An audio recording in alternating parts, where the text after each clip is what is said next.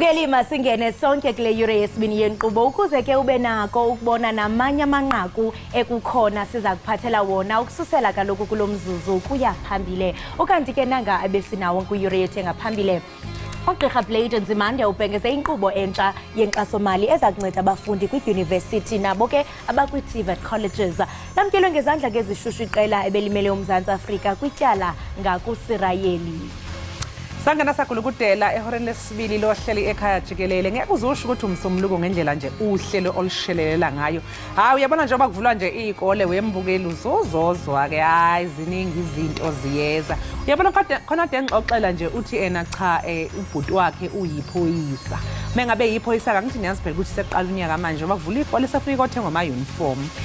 Kuthiwa ke nje hayi ke ubrothers nje uthi nje lalelani nami uniform ngithola emsebenzini so no Enzo ke naye hayi impela ngathi uzayithola esikoleni hayi wahamba nje ngaba uniform isikhathi sakhona sikwamukele mbukela lapha ekhaya Jikelele siwakhulu sohlanganyela kanye nathi igama lami nguNoxolo wakwamwali ihlabana elimhlophe qwa umatshinga ungacoshi phansi cosha abafokazana ngesibheke hamba phambili ke kuleli hora lethu lesibili.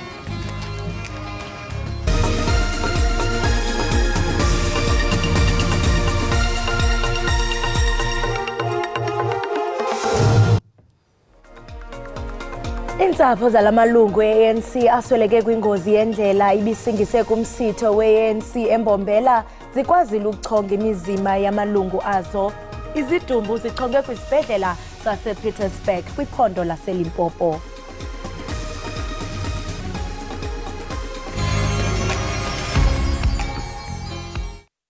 Seyihlonziwe izidumbu zamalungu ANC amahlanu aphangalale engozini yebhasi eMagubaskloof eLimpopo.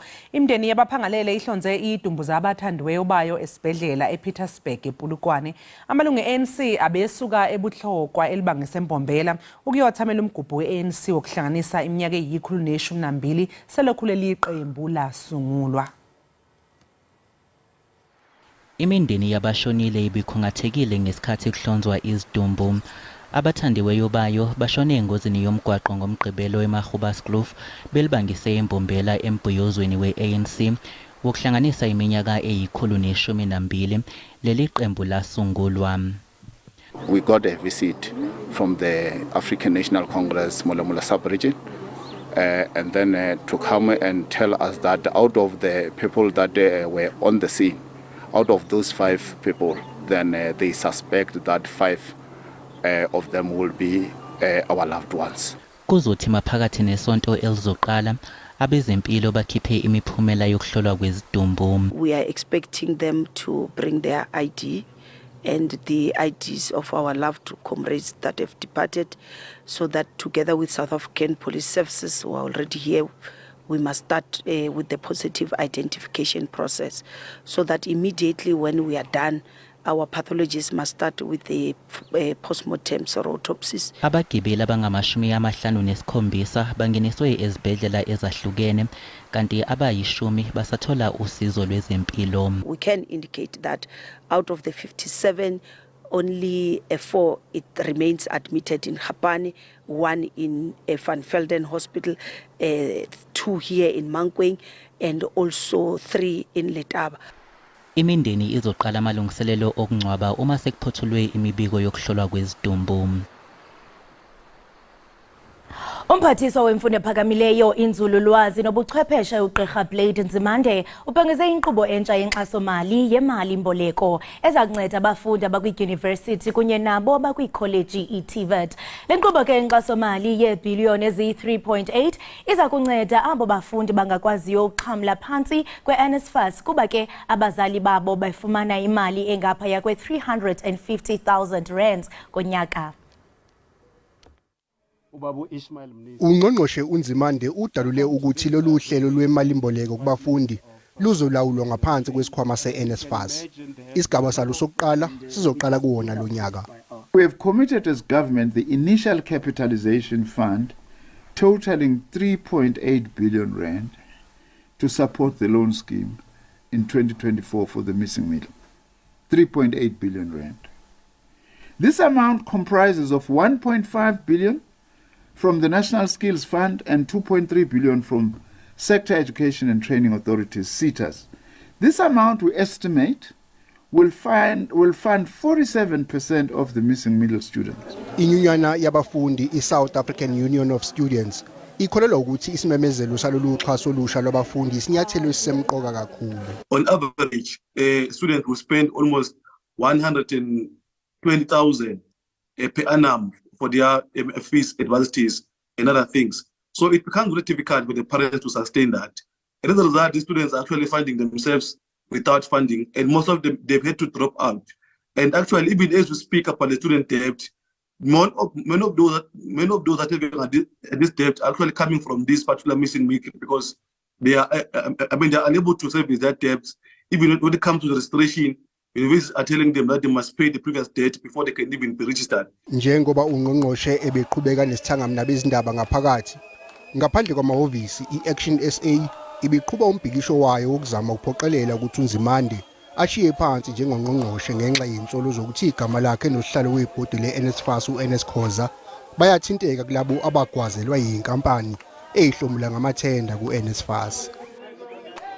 Umnyango wezokuthutha e-Eastern Cape uthi konke sekumi ngomumo wokuthutha abafundi abathembele ey'motweni zomnyango uma ngabe sekuvulwa izikole ngolesithathu. Umnyango uthi ubulokhu uhlola imigwaqo ukuthi iphephile yini.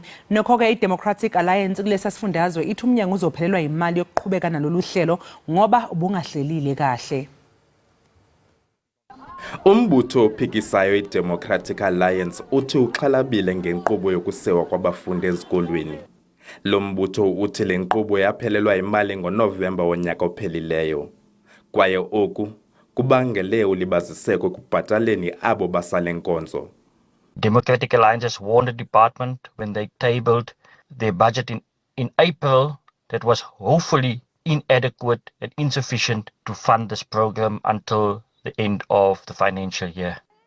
Ukanti abo basale nkonzo bamemelela isebe liqwalasele umba wokufunquka kwamafutha xa kusenziwa izivumelwano. Kwesi sivumelwano ke sisuka kuso ibingekho ke lo mcimbi we-fuel escalation.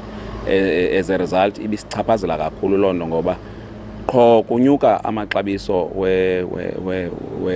we-fuel besoloko sisafarisha ngolona hlobo. Kusenjalo isebe lona lithi lenza konke kusemandleni ukuqinisekisa ukuba kukho maginxi-ginxi kweli candelo. Siyafuna ukubaqinisekisa abantu bephondo leMpuma Koloni ukuba abantwana who have applied and qualified for iScholar Transport sizabe sikhona ngosuku lokuqala. Limile ngelithi isininzi sabantu abathutha abantwana sele bebhatelwe kwaye ongakayifumani imali yakhe aze andwendwele iiofisi zesebe. Abongile Yankis kwiindaba ze-SABC eMonti.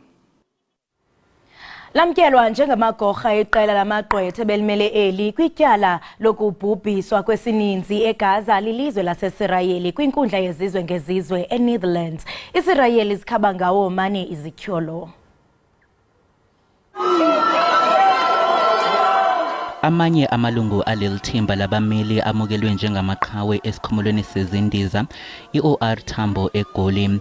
Leli thimba belimele iNingizimu Afrika enkantolo yamazwe omhlaba yezobulungiswa ezinze eThe Hague eNetherlands. Obviously, nobody knows what a court will decide. This is a world court. It comprises of 17 judges from different nationalities, and they will apply themselves now that they have had the argument, and we expect an outcome relatively soon. Umnyango wezobulungiswa ucilisekile ngezethulo ezenziwe yileli thimba labameli njengoba iNingizimu Afrika imangalelela kwa-Israel ngokubhujiswa kwabantu abaningi basePalestina.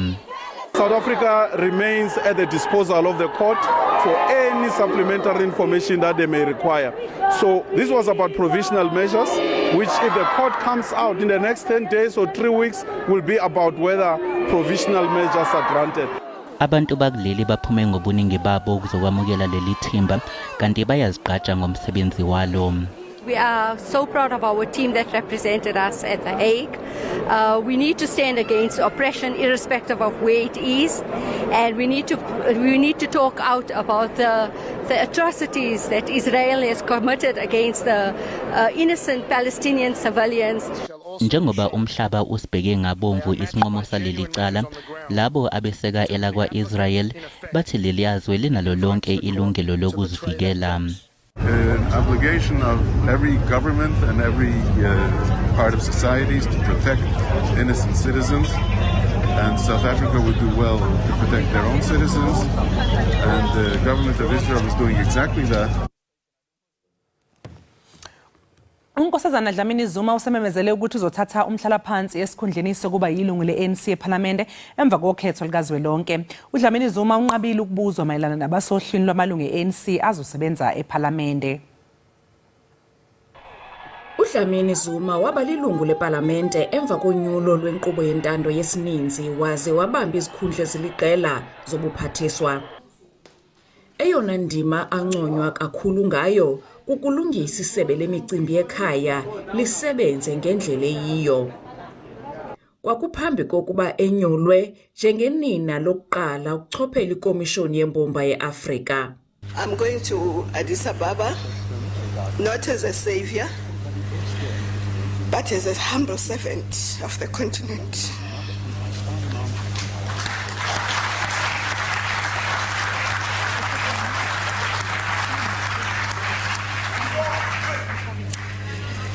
To contribute to the collective continental effort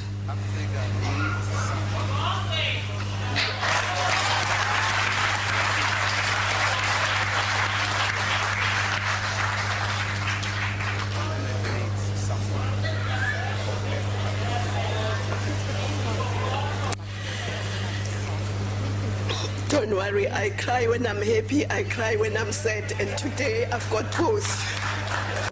Emva kokungabikho eParlamente iminyaka emihlanu, wabuya esithi ukulungela ukusebenza kusona siphina isikhundla.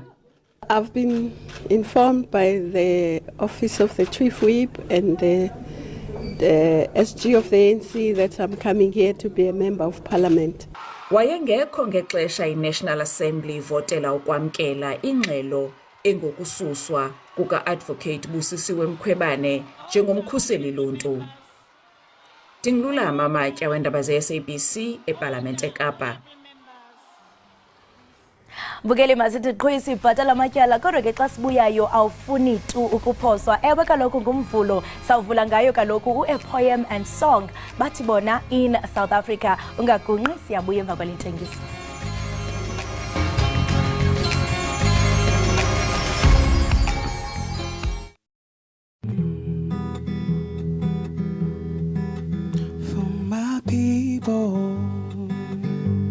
To try to let it out, for they're trapped inside their minds. Oh,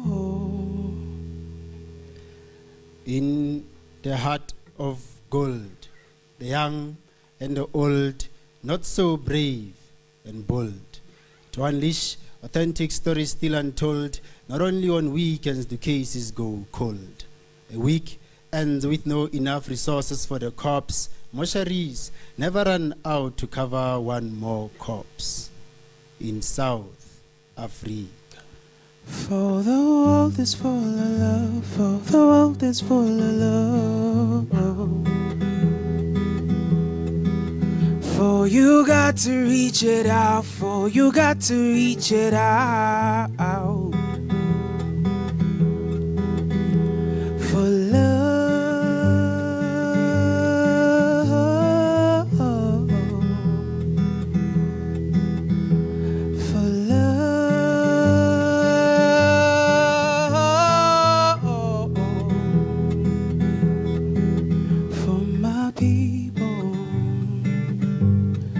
Try to let it out, for they're trapped inside their minds. Oh, for the world is full of love, for the world is full of love. For you got to reach it out, for you got to reach it out. For love.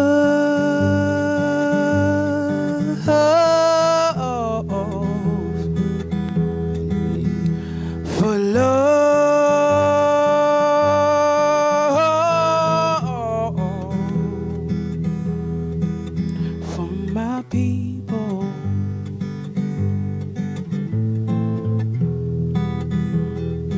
Still trying to find black in the rain.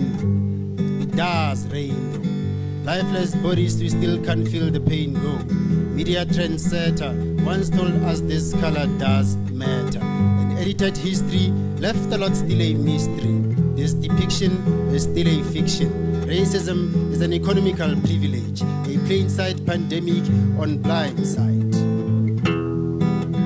In South Africa, always take precaution. We are men said to be not showing emotion when we do not cry, let alone even try to talk to someone about how we feel so our childhood traumas can heal. This is a critically sensitive, silent subject I am bringing. We should never even had to have this upbringing. In South Africa, the passage through to manhood around my neighborhood to ask again what she tried to explain. The teacher taught us to always raise a hand whenever she cannot understand. In South Africa, the hand of our law can only stretch so far. Our politicians are out of reach, still delivering a keynote speech in between a rock and a hard place, rather the devil we know. Ballot papers reach places, service delivery hasn't yet left traces. You always say your neighbor gains from corruption. Now that is benefiting you, suddenly it's a connection. In South Africa, unemployment is rife. It is our daily life. Rather than to rob, entertainment is not a job. You will need a safety net that will catch your talents down when this industry tosses you out. And if you're gonna tell me about art, do not even start.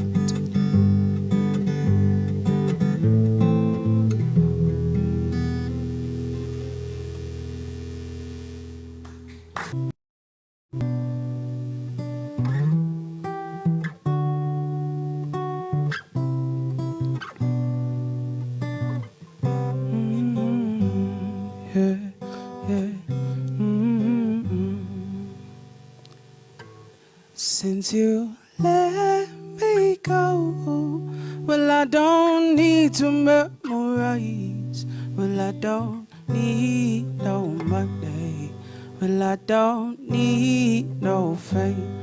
'Cause since you let me go, well, I don't need to memorize. Well, I don't need no money.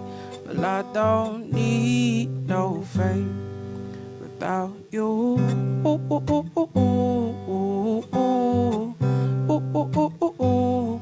without you, yeah, yeah.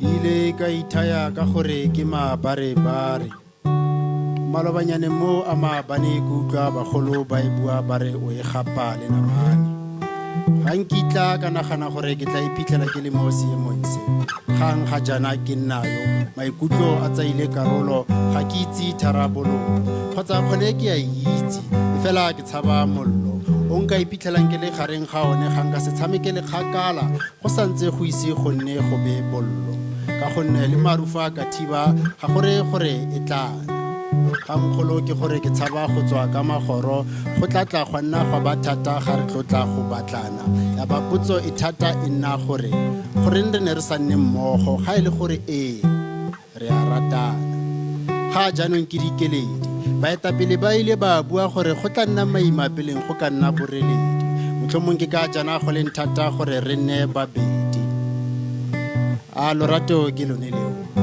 kgotsa ke setlhabelo sone se ka gonne o a nthabisa malatsi a mang le go gaisa le ga ke iphitlhela a le mo monaganong wa me o a ntshegisa a o batho ntle le ne le sego ga ke ne ke kopana le motho ke itha gore ke lesego fela ke ile ka elelwa gore ke masego. Since you let me go, well, I don't need to memorize. Well, I don't need no money. Well, I don't need no fame. Without you,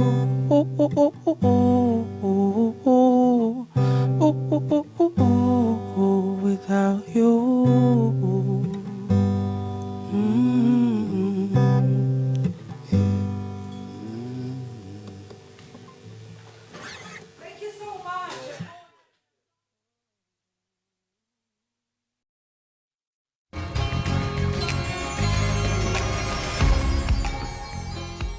Siphinde sikwamukele mbukela lapha ekhaya Jikelele. Sibonge kakhulu ngenkondlo kanye nomculo esikutholela laphayana ku-A Poem and a Song beshaya inkondlo emnandi esiyithokozele kakhulu. Kanti mangabe siqhubekela phambili ke mbukeli nezindaba esiniphathele zona. Ukuququka kwesimo sezulu kuyibeka engcupheni imvelo. Imphumela isivele iyabonakala ke futhi ingaba yinhlekelele ngaphandle uma sithatha isinyathelo manje.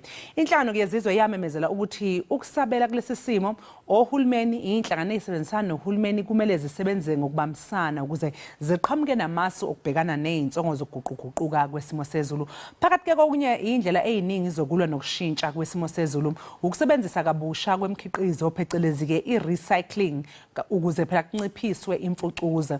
I-ethwathwa greening team inhlangano kengenza inzuzo yasungulwa ngonyaka u-2013 enhloso yayo iukusebenzisana nababambi iqhaza emkhakheni yahlukahlukene yomphakathi ukuze kubhekwane nokunakekelwa kwemvelo kanye nokuguquguquka kwesimo sezulu. Uvusi Matlandi umphathi kwalenhlangano ukhona lapha endlini zomsakazo ukuze azoxoxa nathi kabanzi ngalolu daba. Sikubingelele Vusi sikwamkelela ohlelweni ekhaya Jikelele. Ngiyabonga ngibingelele ngiyabonga ukuthola leli thuba lokuba ngifike kule ndawo. Ngibingelele nabamameli emakhaya. Sikubonga thina kakhulu ngokuthi ube lapha ngoba siyazi ukuthi uzothi uhamba lapha sobe sesifunde elikhulu kuwe. Ngiyabonga. Uma ngabe nje ke singaqala ke siyabonga ukubona ukuthi ikhwelo lenhlangano yezizwe lokuthi lisabalalisa umlayezo ukuthi akwenziwe into ezithize ukuze kushintshwe isimo soguquguquka sezulu lelo khwelo lizela zwakala laze lafinyelela ngisho nasemphakathini. Sicela nje ukuthi usichazele ababukele ekhaya ngenhlangano yakho nanokuthi nenzani nezinhlelo zenu. Ngibonge kakhulu. Thina sise Davidton eThwathwa East ekuruleni City of ekuruleni Stibene suthimba lentsha nabantu abadala sahlala phansi sabona imfucuza ekhona ekuhlaleni okufumaniseka ukuthi sithize masibheka iningi kakhulu ekubeni ikhosa ukugula empilweni zabantu. So kwathi 2018 umasipala wasekuruleni ne-department yabo basithatha basifaka ku-internship. After 2013 sasesungula lokhuzana le-organization ukuthi sichubeke naloku abasifundise kona. Ku-involva ukuhlanzeka kwelokishi not eDavidton kuphela but ekuruleni as a whole. Sifuna ukuthi sibone mase sichubeka ekuruleni kube the best winning clean city kusuke konke ukungcola. Okokucala sinama program afana ne-awareness ukukhombisa umphakathi ukuthi kubaluleke kangakanani ukuthi sikhiphe indawo zethu emalokishini ziclean. Ngakho ama-challenges esinawo ekubeni asitholi enough support ngokuthi abantu bayalahla njalo and into esibhekile imfundiso. Sicela imfundiso kakhulu ku-government ukuthi basichaze kumfundiso so that abantu ba-understand ukuthi kubalulekile ukukhipha ilokishi li-clean and okunye iloko esikwenzayo ukuthiwa i-recycling ukukhombisa ukuthi bangakwazi ukucoshacosha amasenti bakwazi ukucosha ikati eziko. Ilawo ma-program esinawo. Manje ngiyazi ukuthi sizwile ke nokuthi ngesikhathi nisungula i-ethwathwa greening team ngo-2013 kwakukade kune ekuruleni environmental resources yona ke eyavalwa. Engabe mhlawumbe ninayikuphi okuhlukile noma nengeze na eda kanjani kulokho kwakwenziwa ileyo nhlangano? Edinga ukuba sichumane nayo ekuruleni isikhombiso amanye amahlelo lawo kumele ukuthi babiza ngokuthi community outreach. Environmental community outreach sadibana nethimba leli abalibiza ukuthi environmental awareness and training. So basikhombisa amahlelo amanye lawo kumele ukuthi sichubeke ngawo. Amahlelo okunakekela i-wetland ukuthi amanzi angangcoli. Sikline i-wetland sigome ukumosheka kwamanzi emalokishini. Sizama masikhuluma nge-environment sikhuluma ngemvelo ebandakanya amanzi ibandakanya ukungcola komgwaqo ilezo zinto lezo esizibhekile emalokishini. Manje ngabe nifinyelela emphakathini ethize noma mhlawumbe miningi umphakathi enikwazi ukuthi nifinyelele ku? size sifike eCenturion ePitori kunomphakathi wabelungu abawubiza ngokuthi Henops Revival bona eCenturion ngoba kuba nezikhukhula eziningi eCenturion siyahamba siyoncedana nabo ke uklina leyo ndawo yase Centurion kakhulu babheke nithini imifula yase Centurion ngapha kithi ekuruleni sinamadamu sibhekene nalena abayibizwa ngokuthi iwetland nabo bayeza bazosilekelela basuke eCenturion sibheke kuwo wonke umphakathi manje ngiyazi ukuthi uma ngabe uthi uyaqhathanisa ukulahla kwemfucuza for example mangabe senze isibonelo uyibona ukuthi mhlawumbe ukubona kokuningi kakhulu ukulahla kwemfucuza budedengu nje eindaweni ezamalokishini mangabe kuqhathanisa emadolobheni uma ucabanga ngabe yisiphi isizathu lesi nanokuthi lokhu kungasolvwa kanjani kuningi kakhulu emalokishini noxolo kuningi kakhulu ukulahla kwemfucuza emalokishini ngithize mangibheka kuma suburbs la kuhlala khona abantu abathize ecaca kungcono kakhulu imfucuza yikho lapha I think udingakala imfundiso kakhulu so that umphakathi wazi uunderstand sibe nama sign lawe so notice ukuthi akumelanga ukuthi ulahle kuba nale ganga lezi okubizwa ngokuthi ama hotspot siyazama kakhulu ne department ye Gauteng agriculture ukuthi umasipala wethu wasekuruleni asinikeze ipermit kulezo ndawo ezibulekile sikwazi ukuthi senze ingadi sikwazi ukuthi sihlanyele siyakwazi ukugwema ukulahlwa kwemfucuza kakhulu emalokishini ungathi nje ngoba masibuka lapha imfanekiso njengoba lokho sikhuluma nje bengibona imfanekiso yamaloli lawa ezazoqoqa imfucuza mhlawumbe ubona ukuthi nakho lokho kuba nomthelela yini ekutheni imfucuza ibe eindaweni lunjani uhlelo mhlawumbe endaweni yasekuruleni for example lwamaloli afika azothatha imfucuza yingoba mhlawumbe kuyantuleka like kurare or ama truck awekho alanda imfucuza noma yingoba nje umphakathi awufundisekile ngobungozi bokulahla noma ikuphi sekuyinto nje ejwayelekile sekufana nosiko impilo ngiyakuzwa kakhulu umphakathi awufundisekile ngokulahla kwemfucuza ekuruleni ama truck lawa siphathi yawo kwi-informal settlement la nithini imikhukhu la kungenayitrat khona likhona lelo hlelo ekuruleni ku-waste management ukuthi ama-truck akwazi ukuthi angene athathe imfucuza ngaphakathi la emikhukhwini iningi kakhulu imfucuza lapho bese ukuthi la kunezindlu khona ihlelo lakhona lihamba kahle kodwa kubuye kuphoceke-ke ukuthi umasipala wasekuruleni tholakala ukuthi ama-service providers awakhokhelwa ngesikhathi and then bese kuba nalokuthi backlog so if ukuthi umasipala wasekuruleni mabangasebenzisana nekhanseli lakhona ukuthi makusheshe kubhadalwe ama-service providers in time singagwema kakhulu lokungcola okukhona emalokishini manje-ke ngeke ngakuzwa uphawula lapha ngey'nzuzo ey'khona la kwi-recycling mhlawumbe nje ngabe usichazele ngazo ngoba omunye umbukelo uzothola ukuthi kanti ngihleze ekhaya imisebenzi ayikho eNingizimu Afrika currently ukuthi kanti ikhona enye indlela mhlawumbe engaba inzuzo uma ngabe ngingangena kulo mkhakha we-recycling ikhona kakhulu noxolo inzuzo kuya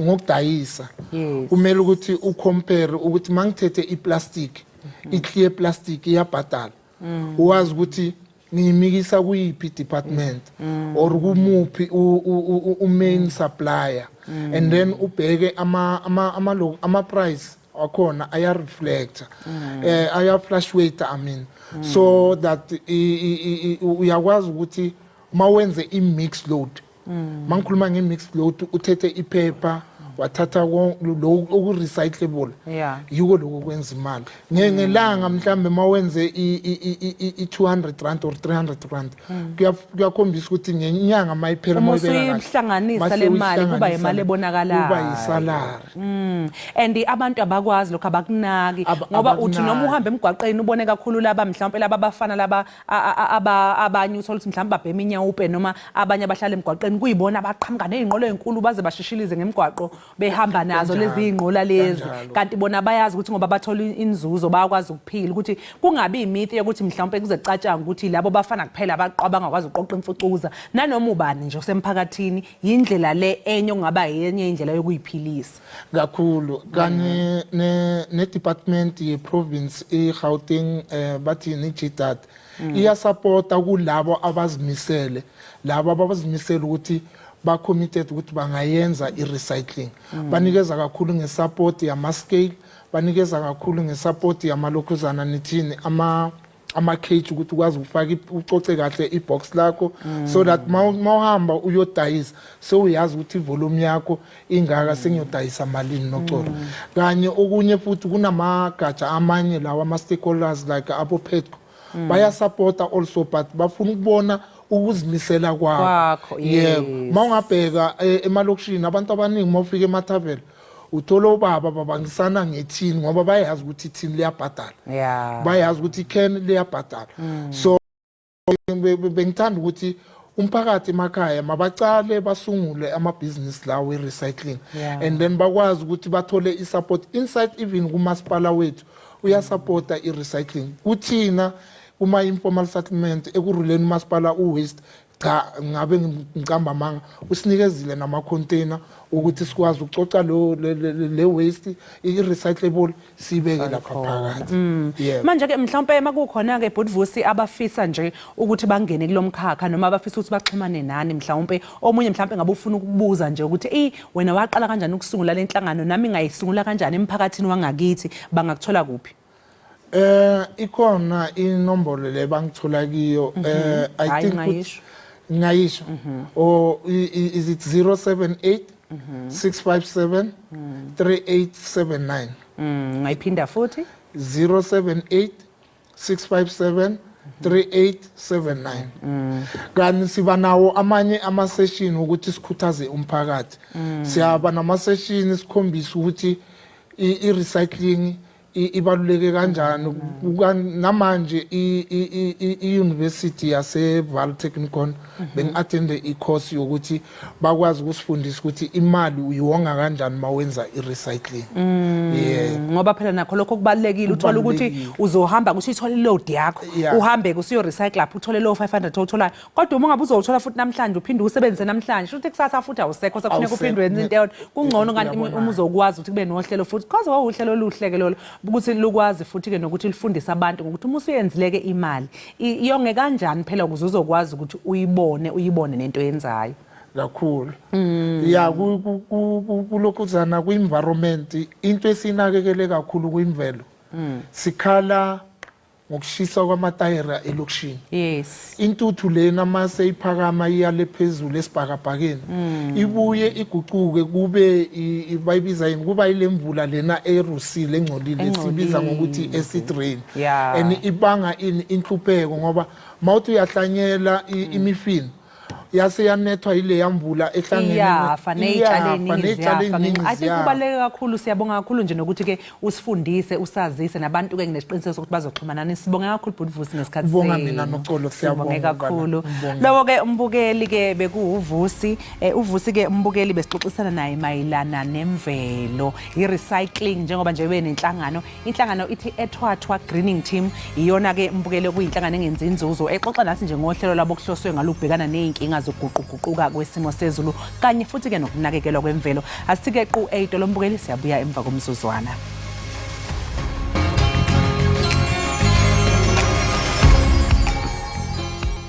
Enkosi kakhulu mbukeli ngokuba uhleli nathi apha ke ekhaya jikelele siyazinca ngokuqaqambiso isakhono sakho mbukeli apha ekhaya kanti ke ubonile ngaphambili into bana besiphethe imbongi namhlanje nangoku siphethe enye imbongi gama lakhe nguXolani Ntuli umbongo uthi umfelokazi lelakho iqonga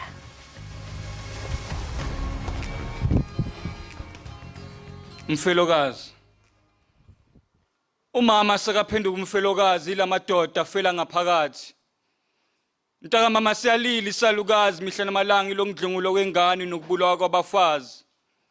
Intombazana yakhe ezwele yodwa bayithulile ngisephansi kwehlahla umzimba usubanda umzimba ucwila phakathi umfulweni wegazi.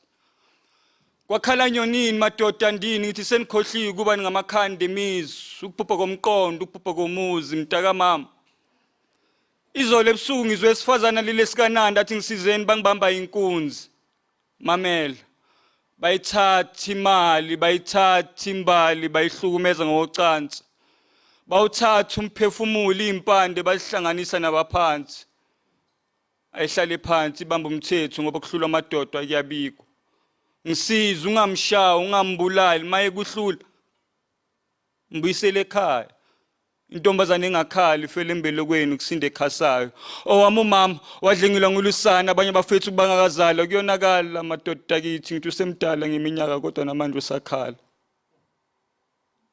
Mntaka mama siyalila isalukazi mihla namalanga ilongidlongulo wengane nokubulawa kwabafazi wemadoda aqaphelana umama sakaphenduka umfelokazi